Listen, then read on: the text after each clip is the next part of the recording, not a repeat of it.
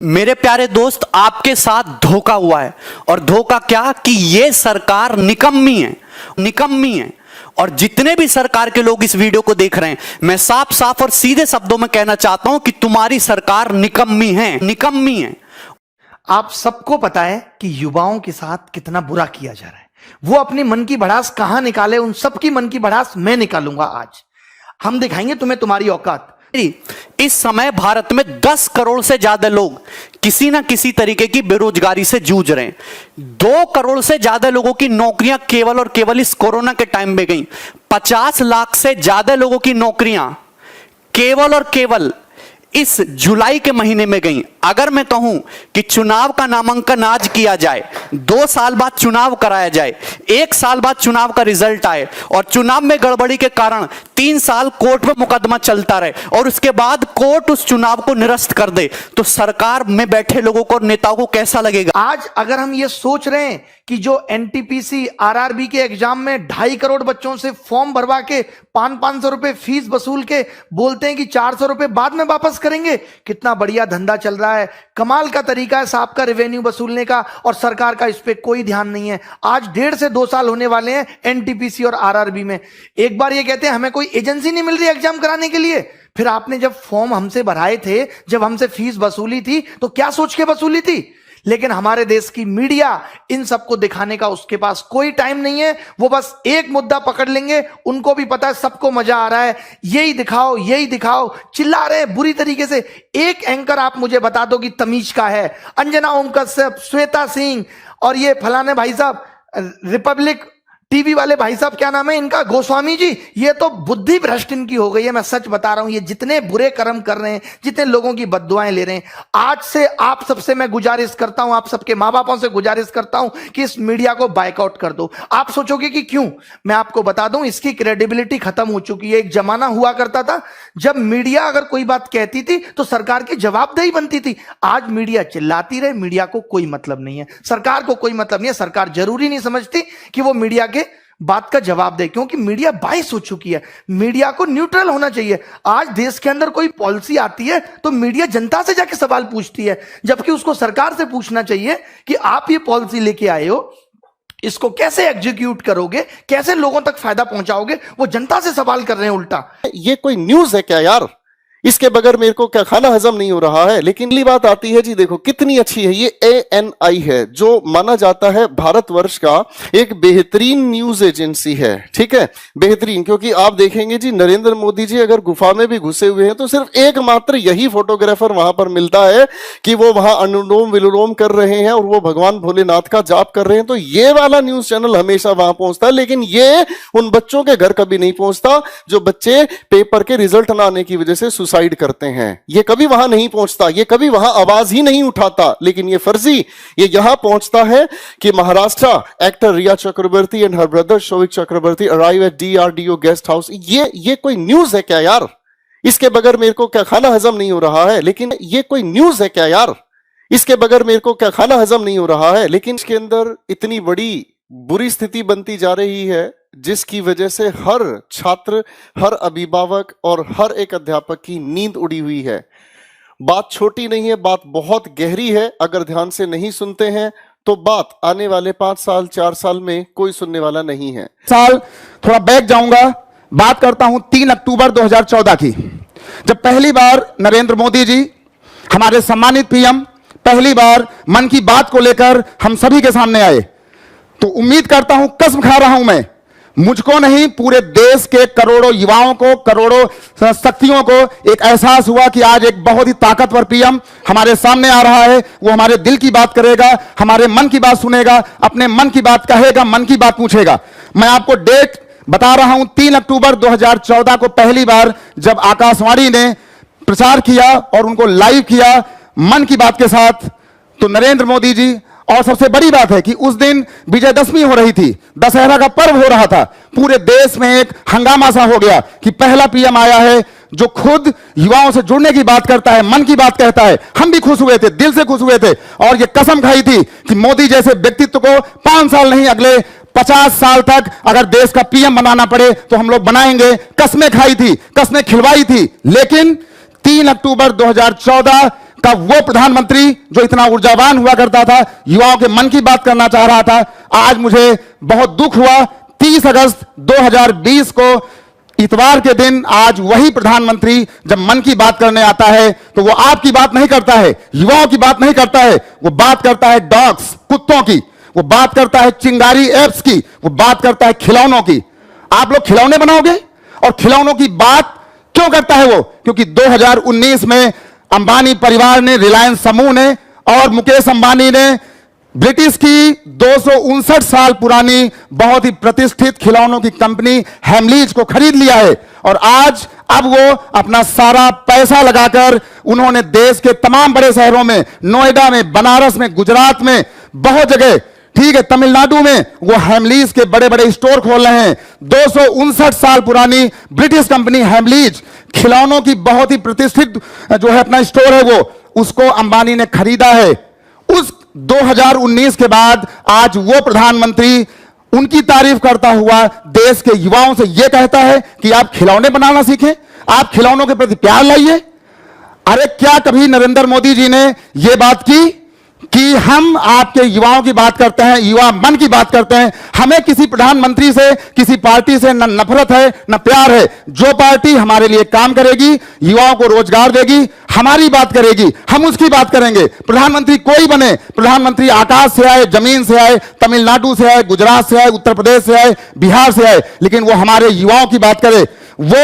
वो प्रधानमंत्री जिससे हम सभी को उम्मीदें हमने लगाया हुआ था, वो कुत्तों की बात करता है, डॉग्स की बात करता है, चिंगारी एप्स की बात कर रहा है। इसके बाद क्या प्रधानमंत्री नरेंद्र मोदी जी ने आज तक कभी, सभी लोग बता दें, मैं किसी का विरोध नहीं कर रहा हूं, क्या प्रधानमंत्री नरेंद्र मोदी जी ने आज तक युवाओं के बारे में कभी मन की बात की? मैं दावे के साथ कहता हूं, 200% दावे के साथ कहता हूं, कभी नहीं किया। क्या प्रधानमंत्री मोदी जी ने कभी युवाओं की बात सुनी? नहीं सुनी। शायद सर वो समझते नहीं युवाओं को, और कि उनकी बात उन तक पहुंचे। मुझे तो एक उम्मीद जगी थी कि ये सभी लोग जमीनी लोग हैं, जब सत्ता में आएंगे तो हमारी बात सुनी जाएगी, हमारी बात कही जाएगी। वो प्रधानमंत्री जब आज मोर को दाना चुगाता है तो आप जैसे करोड़ों लाखों युवा उसकी फोटो खींच रहे हैं। याद रखिए, आज आप मोर चुगते हुए दानों की फोटो खींच रहे हैं। अगर आपके हालात यही रहे और आपने अपने क्वेश्चन, अपने प्रश्न अगर आपने सरकार से नहीं पूछे, तो आपकी जिंदगी, आपका परिवार, आपके मां बाप, आपके आने वाले बच्चे खुद मोर बनकर के नाचेंगे और उसको नचाने वाली आज की सरकारें होंगी। सरकार कोई भी हो, मुझे डर नहीं है, मुझे जेल भेजा जाए, मैं आप सब करोड़ों युवाओं के लिए मुझे तिहाड़ जेल में डाला जाए, मैं जेल डालने से नहीं घबराता हूं, अपनी बात खुलकर बोलता हूं। और आज मैंने आपके लिए ये देख लीजिए, आज मैंने कई पन्नों का पूरा शोध करके 4 घंटे मैंने काम किया है, पूरा दिन लगाया है, अपने मन मस्तिष्क को तैयार किया है, क्योंकि आज मैं मन की बात करने आ रहा था आपके लिए, युवाओं के लिए। मैं प्रधानमंत्री जैसा नहीं हूं कि जो सिर्फ अपनी बात करे। मेरा किसी के साथ कोई विरोध नहीं है। प्रधानमंत्री जी, आप जो है राम मंदिर बनवाइए, हम आपके साथ हैं। आप धारा 370 हटाइए, हम खुलकर आपके साथ हैं, अपना खून पसीना बहा देंगे। लेकिन अगर आपने या आपकी पार्टी ने या सरकारी नुमाइंदों ने, अधिकारियों ने अगर हमारी बात नहीं की, अगर हमारा युवा आत्महत्या करने को विवश हुआ, तो ये करोड़ों युवा, कई करोड़ युवा चुप नहीं बैठेंगे, जेल जाने से नहीं डरेंगे। मैं खुलेआम कहता हूं। दूसरी बात, ये जो भांड मीडिया है, अमीश देवगन, न्यूज 18, इसके बाद वो जो एक रोज आता है पूछता है भारत लेकर, उसका नाम नहीं, वो पूछता है भारत, कैसे बड़बड़ा रहा है, मुझे समझ में नहीं आता। पूछता है भारत। अर्णब गोस्वामी ने क्या आज तक कभी आपसे पूछा कि युवा क्या चाहते हैं? क्या युवाओं के मन की बात पूछी? क्या कभी पूछता है भारत में अर्णब गोस्वामी ने प्रधानमंत्री जी आपसे कुछ पूछा? मैं दावे के साथ कहता हूं, इन चमचों के अंदर इतनी औकात नहीं है जो आपसे कोई बात ऐसी पूछ सके। अमीश देवगन, आज तक ये जितने भी लोग हैं, इनको मैंने पिछले 4 महीने से देखना बंद कर दिया है और कसम खाई है कि मैं खुद, हमारी पूरे लोग, हमारे टीचर्स, हमारे बच्चे, हमारे साथी, हम खुद इतने ताकतवर हैं, हमारे पास करोड़ों लोगों की सब्सक्रिप्शन है, हम अपनी बात खुद उठाएंगे, आगे आएंगे, लेकिन इन बिहार मीडिया की बात नहीं मानेंगे, इनको हम बायकॉट करेंगे। अगर मीडिया के अंदर औकात है तो किसी भी नेता को लाकर हम जैसे जो हमारे 4-10 जो हमारे शिक्षक हैं उनको प्रत्येक महीने में एक बार डिबेट के लिए खुलेआम बुलाया जाए। अगर उनकी औकात है हम भी अपनी बात को रखेंगे, रखना जानते हैं, हमें बुलाया जाए और हम अपनी बात रखेंगे। मुझे अपनी बात, हमारे जो साथी हैं, हमारे जो देश के सारे फैकल्टी हैं, उनको अपनी बात रखना आता है तो हमें मौका दिया जाए, नहीं तो हम मजबूर हो जाएंगे आंदोलन करने के लिए। और सबसे बड़ी बात है कि अगर बिहार में चुनाव नहीं होता तो मैं दावा कहता हूं ऐसे हजारों सुशांत सिंह मार दिए गए हैं और आगे भी मारे जाएंगे। ये भान मीडिया, ये डिबेट, दावे के साथ कहता हूं कुछ नहीं होगा। इनकी केवल चाल है बिहार चुनाव को जीतने की। इन्हें कोई मतलब नहीं है युवा नौकरी से, युवा शक्ति से। हमारी बात खराब हो तो आप करोड़ों बच्चों, आप मुझे गाली दो, मुझे गाली सुनना मंजूर है, लेकिन हम इन भाड़ नेताओं को, भाड़ मीडिया को और जो ये कमीने अधिकारीगण हैं जो इतना पढ़ लिख करके सरकार की नुमाइंदगी करने वहां पहुंचते हैं और आज वो आपकी बात नहीं उठाते हैं। सबसे पहले मैं ट्विटर पे जुड़ी हुई कुछ खास खबरें आपके साथ पेश करूंगा दोस्तों, और उसके बाद मुद्दे पर लेकर आना चाहूंगा। ये वो नामी गिरामी ट्विटर हैंडलर्स हैं जिनकी बातें पूरा का पूरा भारत ही नहीं, भारत के बाहर के लोग भी पढ़ते हैं, लेकिन कभी इन्होंने इस मुद्दे पर आवाज उठाई नहीं, जिसकी वजह से एक देश का भविष्य निर्धारित होता है। सबसे पहले देखिए द हिंदू ने क्या कहा है। आज सुबह के एक ट्वीट में इन्होंने ये कहा है कि भाई मेट्रो सर्विसेज को ये 7 सितंबर से शुरू कर देंगे और इनकी कैलिब्रेटेड सेंस होगी। ठीक है, कैलिब्रेटेड इनकी मैनर होगी। अब ये कैलिब्रेटेड मैनर क्या है ये भगवान जानता है, ठीक है ना। इसका मतलब जहां से सरकार को रेवेन्यू आना शुरू हो जाए वो सर्विसेज चालू कर दो, उसमें कोई दिक्कत नहीं, वहां कोरोना नाम की कोई चीज नहीं है। देश में जहां से रेवेन्यू आ सकता है उन चीजों को आप चालू कर दीजिए, उसमें कोई भी प्रॉब्लम नहीं है। तो ये द हिंदू का कहना है। जिस हिंदू को बच्चा सुबह हर रोज भागवत गीता की तरह पढ़ना चाहता है, वो बच्चा जो यूपीएससी, एसएससी और रेलवेज के एग्जामिनेशन की तैयारी करता है, जो भागवत गीता की तरह पढ़ता है, कुरान शरीफ की तरह पढ़ता है, वो हिंदू की खबर ये है। लेकिन इनके पास इतनी फुर्सत नहीं है कि ये देश के इस युवा के लिए रोजगार की मुद्दे को उठा सकें, जिसमें इनका कुछ भी नहीं लगता, लेकिन इनका सब कुछ बिगड़ता नजर आता है। मैं दूसरी खबर आपको दिखाना चाहूंगा दोस्तों। ये है हमारे हिंदुस्तान टाइम्स का एक ट्वीट, सुबह का ये ट्वीट है दोस्तों, और इन्हें देश के अंदर कोरोना फैला हुआ है और इनके लिए क्या इंपॉर्टेंट है, you are going to be sorely missed from CSK। तो ये सुरेश रैना जी की खबर हमें दिखाना चाह रहे हैं कि सुरेश रैना जी भारत के युवा वर्ग के रोजगार के लिए बहुत इंपॉर्टेंट रोल प्ले कर रहे हैं।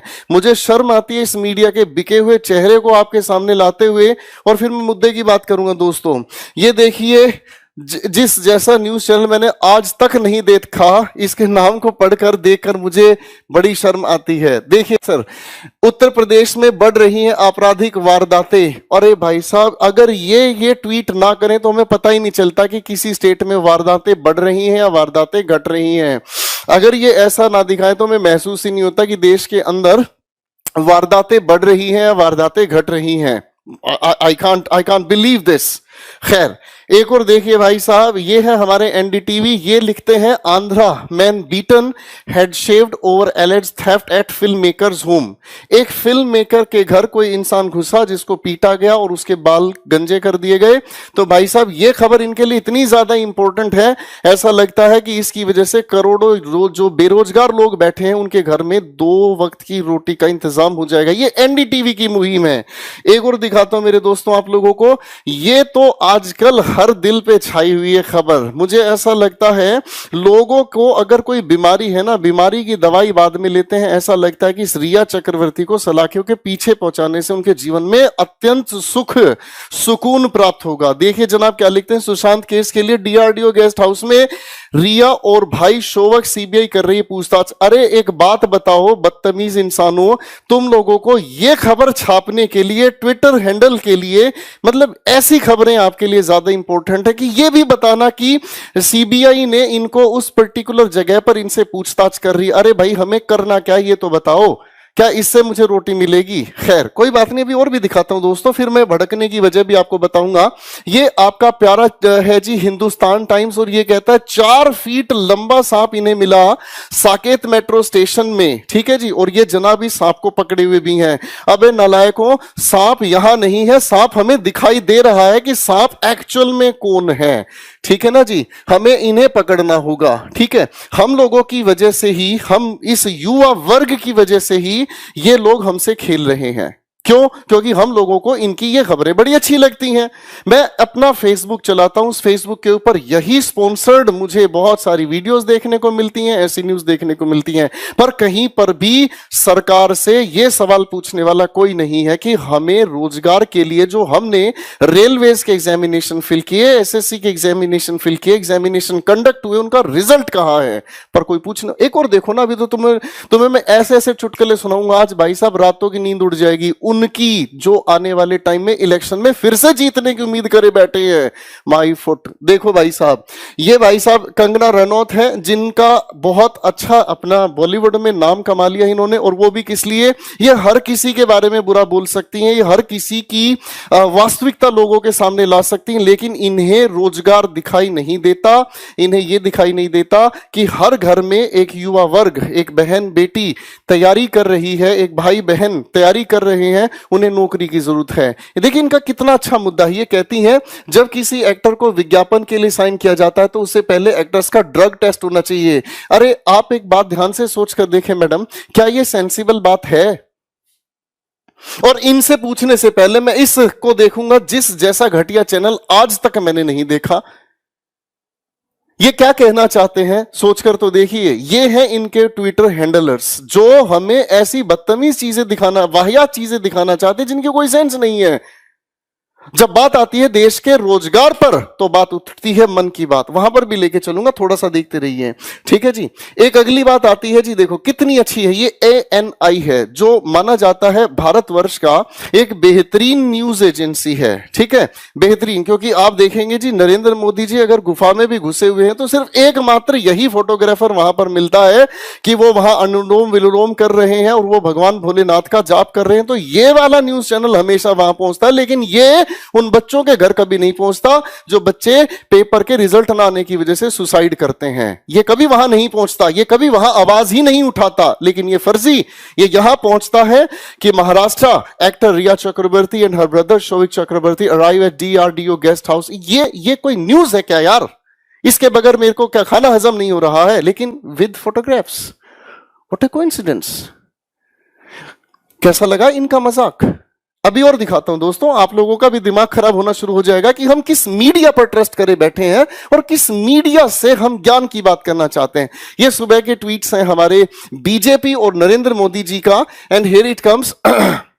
लाइव जेंटलमैन आ रहे हैं मन की बात करने के लिए, और सभी के सभी लोगों ने मन की बात को सुन भी लिया है।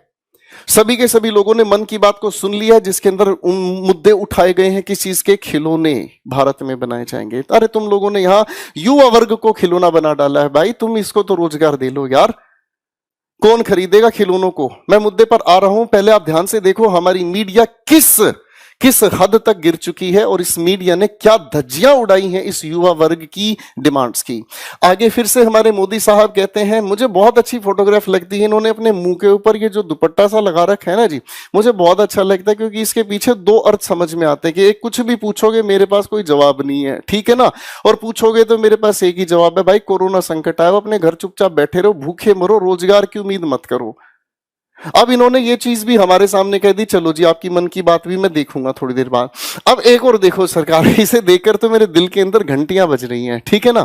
ये मुद्दा क्या, ध्यान से कहते हैं जी, नीट और जेईई की परीक्षाओं को रोकने के लिए प्रोपेगेंडा चलाया जा रहा है। सोशल मीडिया पर झूठी तस्वीरों के माध्यम से अफवाहें फैलाई जा रही हैं। कृपया ऐसी झूठी और फर्जी खबरों में के झांसे में ना आए।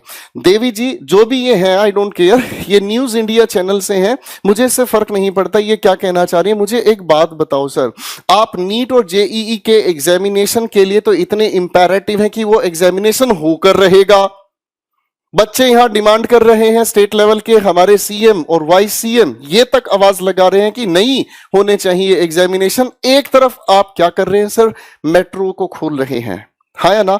एक तरफ अगर मैं घर से बाहर निकलता हूं तो मुझे कोरोना का संकट दिखाई नहीं देता है, और दूसरी तरफ मैं देखता हूं तो जब बात आती है रोजगार मांगने की, जब बात आती है एग्जामिनेशन कंडक्ट करने की, जब बात आती है रिजल्ट डिक्लेयर करने की, तब कहीं कोई चीज नहीं है। More than 800 days have passed, 800 से ज्यादा दिन बीत चुके हैं, अभी तक रिजल्ट डिक्लेयर नहीं हो लिया। रेलवेज के एग्जामिनेशन के लिए करोड़ों की संख्या में बच्चों ने फॉर्म्स फिल किए हैं, 500 के हिसाब से गुना करते हैं तो रेवेन्यू कितना जनरेट हुआ, शायद आप गणित जानते हैं सरकार।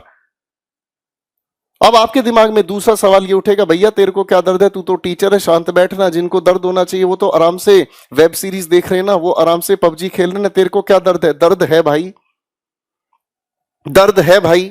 उन बच्चों को पढ़ाया है, उन बच्चों को लाड प्यार से तैयार किया है, उन बच्चों को एक एक एग्जामिनेशन के लिए तैयार किया है, लेकिन एग्जामिनेशन ही नहीं हो रहे तो बच्चे क्या करेंगे? या तो वो अपने माँ बाप की तरफ देखेंगे या फिर ऐसे जैसे टीचर की तरफ देखेंगे कि ये टीचर मेरे लिए क्यों नहीं बोल रहा है। अरे बोले क्या खा, किसी भी न्यूज चैनल पर देख लो भाई साहब, ये खबरें देखने को मिलती हैं कि कंगना रनौत इतनी इंपॉर्टेंट हो गई है और जो देश का युवा वर्ग लाखों करोड़ों की संख्या में बेरोजगार बैठा है उसके लिए कोई एग्जामिनेशन कंडक्ट नहीं हो रहा। What a nonsense. अरे ये कौन सा तरीका है भाई, ये तो बताओ। मेरी प्रिय सरकार, चाहे आप स्टेट लेवल पर हैं चाहे आप सेंट्रल लेवल पर हैं, इससे फर्क नहीं पड़ता, लेकिन याद रखना ज्यादा समय नहीं, थोड़े समय के बाद फिर से इलेक्शन सामने आएंगे और उसमें दिखा दिया जाएगा कि कौन क्या करने वाला है और क्या कर सकता है।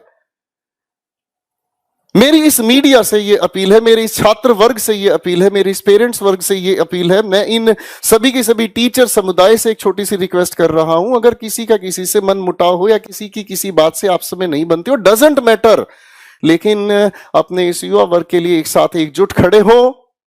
1 तारीख को एक ट्विटर मुहिम चलाई जा रही है जिसके अंदर हम सभी के सभी फ्रंट पर हैं।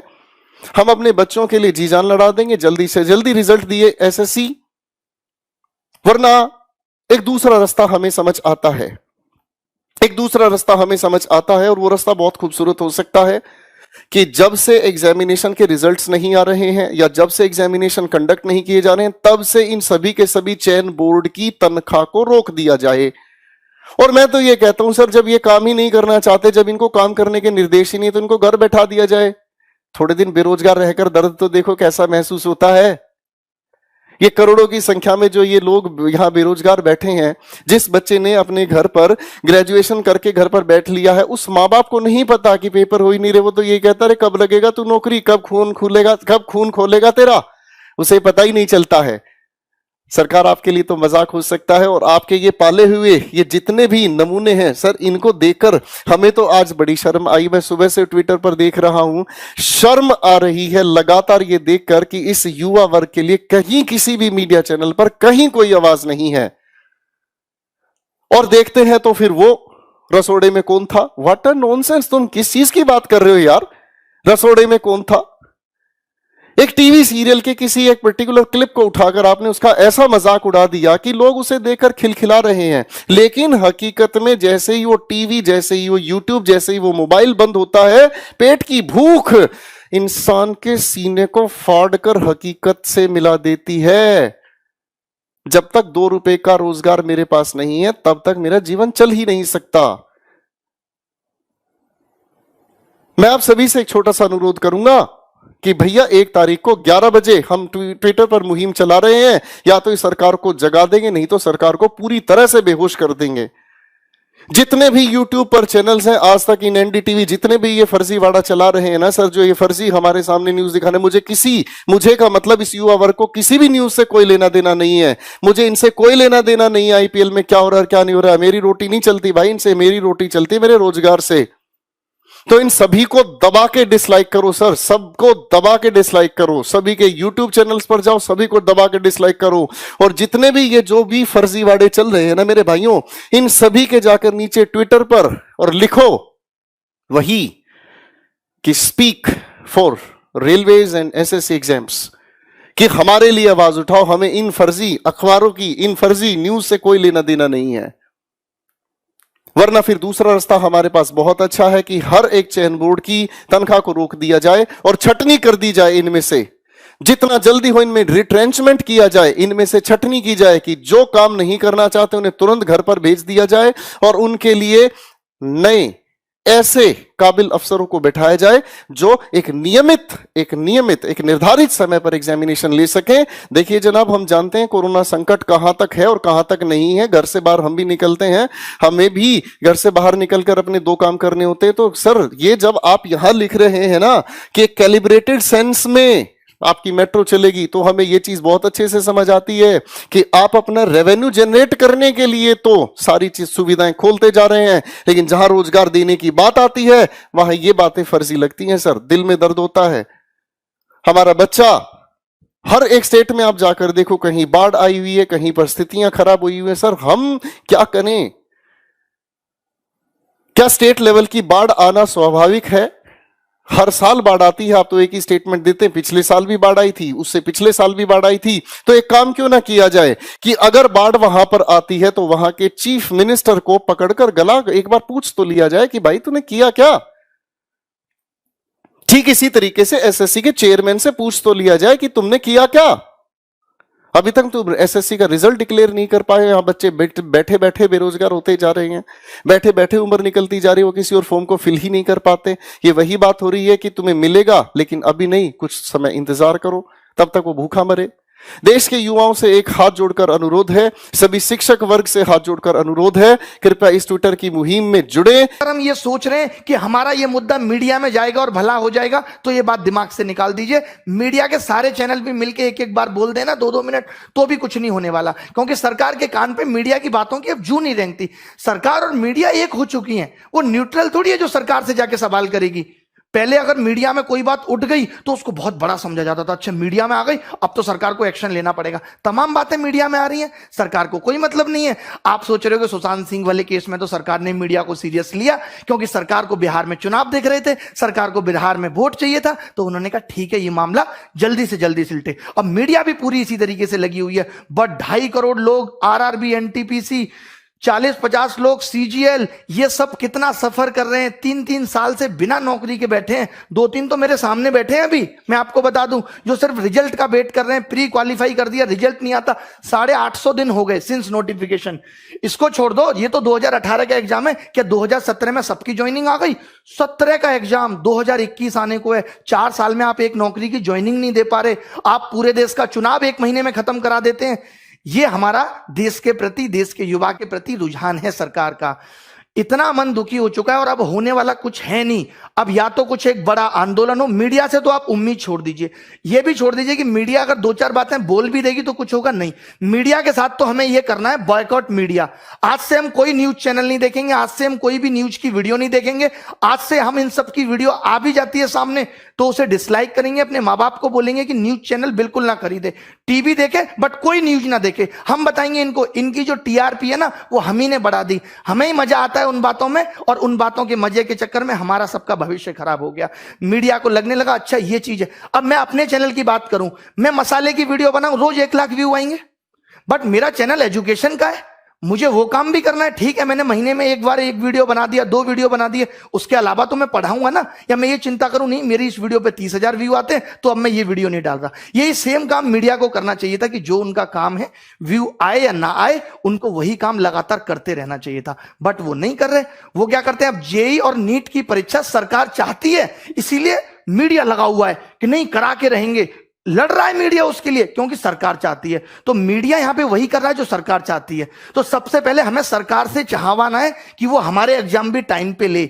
मीडिया से सरकार नहीं सुधरेगी, सरकार से मीडिया सुधरेगी। तो गुजारिश हमारी सरकार से है, सबसे पहले कोई न्यूज चैनल हम नहीं देखेंगे। आपके पिता मम्मी सबको न्यूज चैनल को बायकॉट करना होगा, और आपके लिए ट्वीट करने होंगे, आपके लिए कैंपेनिंग चलानी होगी। चाहे यूट्यूब पे हम चलाएंगे, जैसे कि हैशटैग अभी चल रहा है, एसएससी डिक्लेयर रिजल्ट चल रहा है, और एक चल रहा है hashtag speak up for SSC railway exam.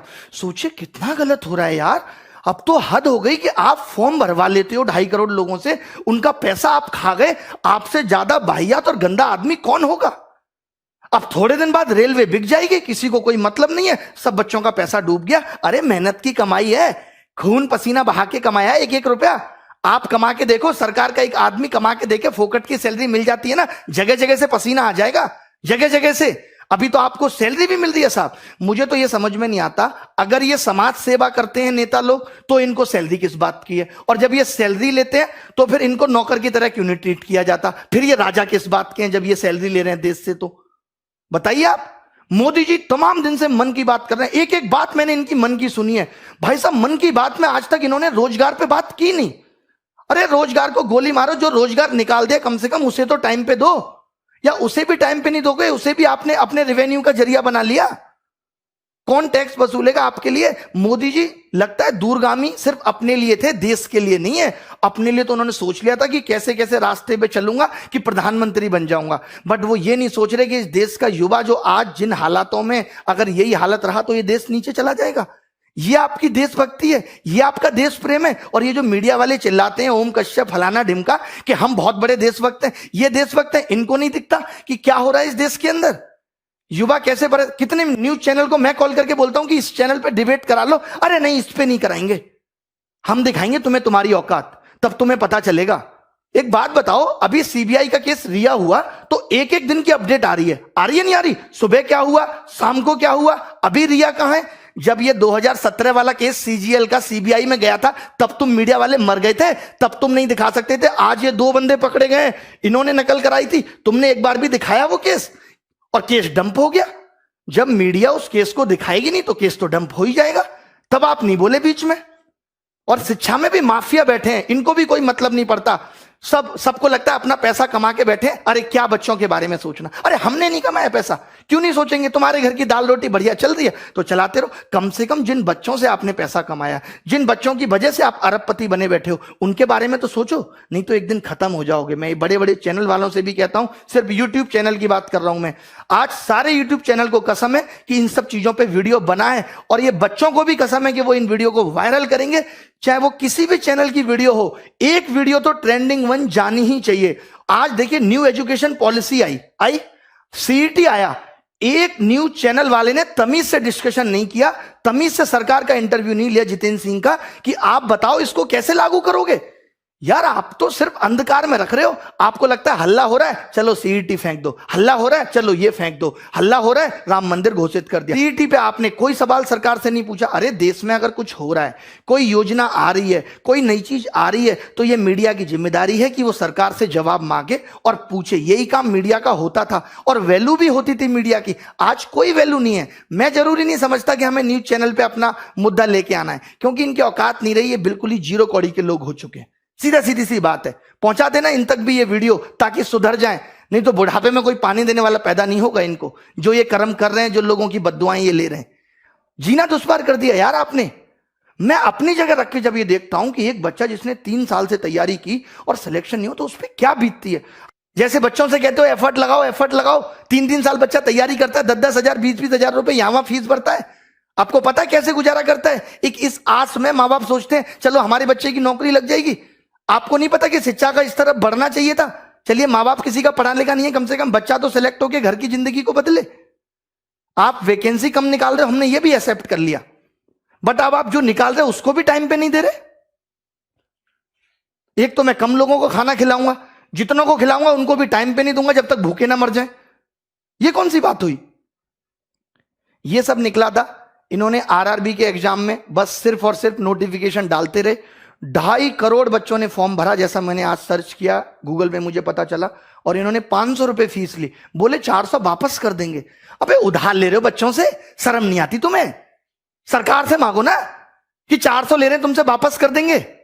बताओ, मुझे दोगे तुम 500 रुपए उधार, मैं भी दे दूंगा 6 महीने बाद। मजाक बना के रख दिया है। एसएससी के लिए बोलना है, एसएससी, रेलवे, एनटीपीसी, हमें ये इंतजार नहीं करना। ये अभी पता है क्या करेंगे? सीईटी का एक और नोटिफिकेशन डाल देंगे। अब तो ठीक कर रहे, अरे या तो आज से ठीक करो, या जब तक तुम्हारा ये सीईटी नहीं आता तब तक सारी चीजें ठीक करो।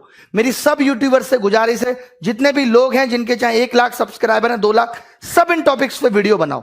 5 दिन तक मेरी गुजारिश है, बच्चों से भी, सिर्फ आप सब कुछ छोड़ दो। एक बार तो लगना पड़ेगा, सब कुछ त्यागना पड़ेगा, कुछ पाना है तो कुछ खोना पड़ेगा।